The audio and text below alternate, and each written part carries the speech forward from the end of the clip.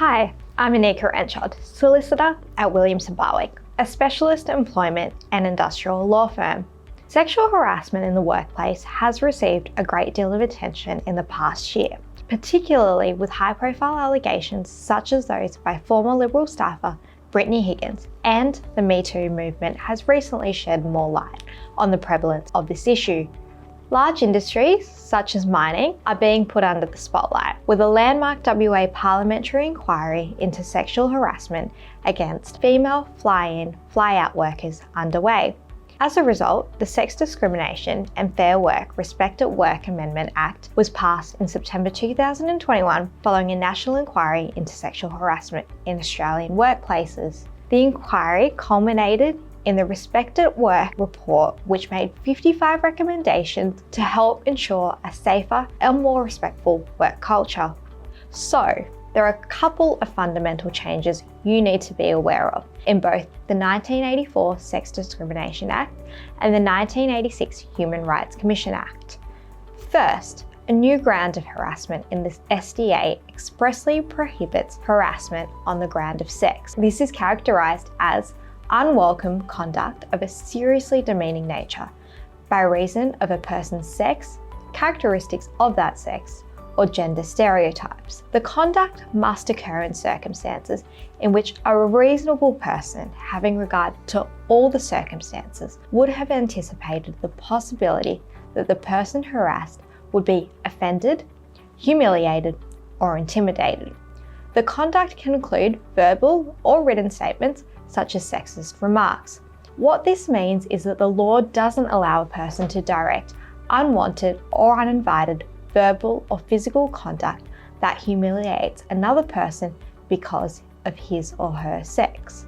Another change includes expanding the application of the harassment laws to cover workers and persons conducting a business or undertaking, also known as PCBUs for short, to align to concepts found in work, health and safety legislation and broadening the workplace context in which harassment laws apply.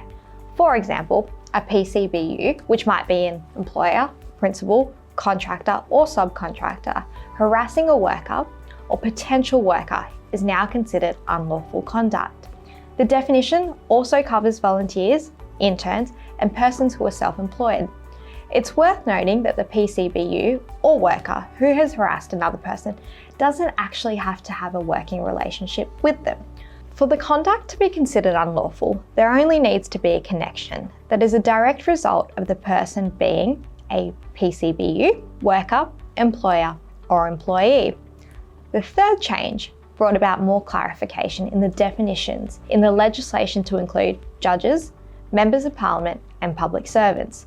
This was in response to public calls to ensure that political and judicial figures are also held accountable for their actions and are not exempt from sexual harassment provisions.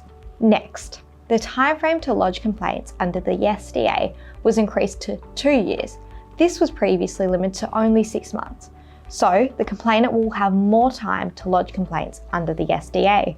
You are also now allowed to bring a civil action for victimisation in the Federal Court and the Federal Circuit Court. This is in addition to the criminal causes of action that were already available.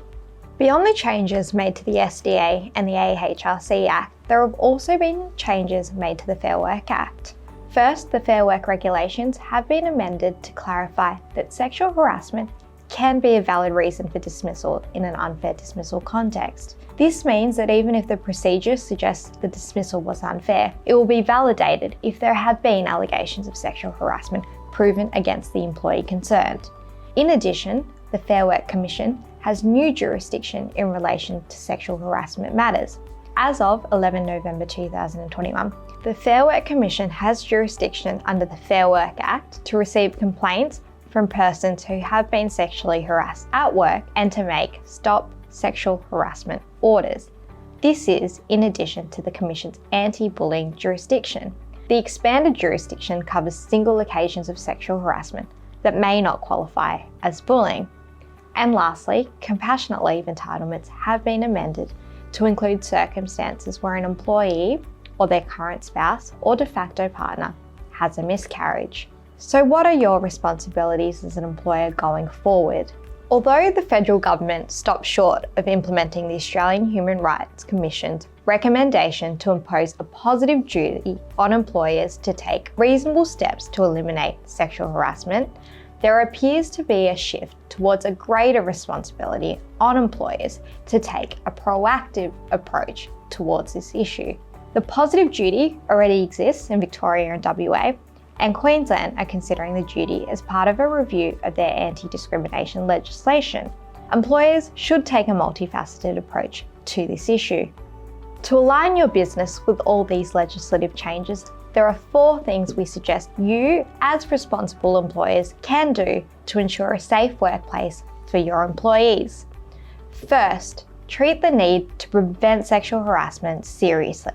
It's hugely damaging to individuals and an organisation when it occurs. Second, have in place appropriate policies that will assist to prevent sexual harassment and deal with it promptly when it occurs.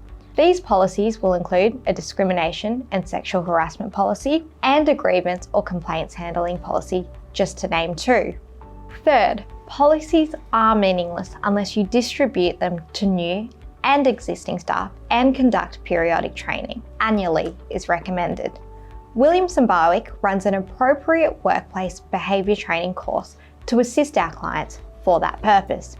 Investors are increasingly expecting boards to receive internal reports on sexual harassment issues, as well as provide reports on these matters to shareholders. So our 4th suggestion is to include this as part of your reporting obligations. Your board needs to be satisfied the executive is taking adequate measures to address the risk of sexual harassment. If you need some guidance on implementing sexual harassment legislation in your workplace and maintaining a safe work culture, please get in touch. We can advise you on this dynamic area of law.